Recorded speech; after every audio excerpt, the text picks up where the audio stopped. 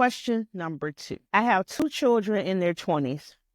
How should I incorporate them into the real estate business? So if you have children in their 20s, then that means that, these are grown adults.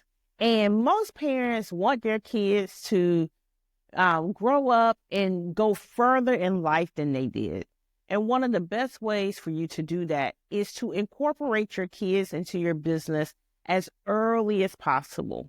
So you do have some parents, when their kids are 10, 11, 12 years old, they put them to work in the business. They may be managing social media. They may be helping to create content, managing the website, a number of things, but they're putting those kids to work and they're getting them activated into the business.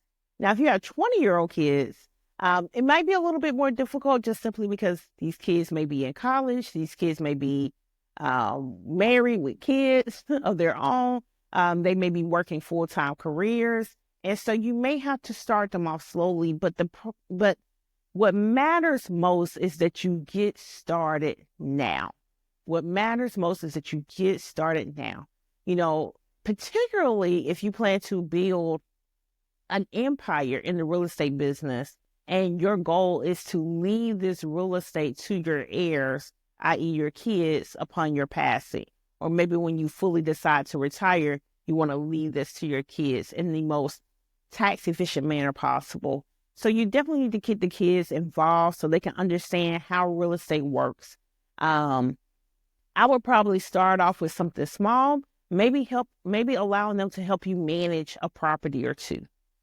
Make sure that they're at the table, even if their name is not on the closing documents. Make sure that they're at the table, hearing the conversations, listening to you ask the questions to the brokers and the bankers, just so they can get more familiar with how these transactions work.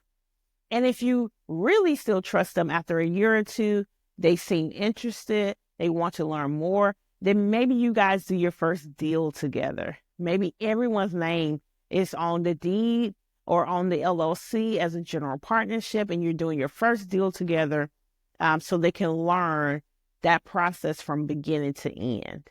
So baby steps, even though we know they're not babies, let's start them off small.